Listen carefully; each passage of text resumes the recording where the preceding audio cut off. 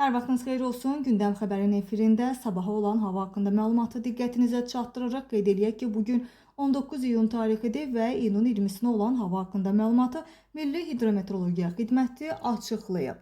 Açıqlamada göstərilir ki, Bakıda və Abşeron yarımadasında iyunun 20-sində hava şəraitinin dəyişkən buludlu olacağı, əsasən yağmursuz keçəcəyi gözlənilir. Mülayim cənub-şərq küləyi əsəcək.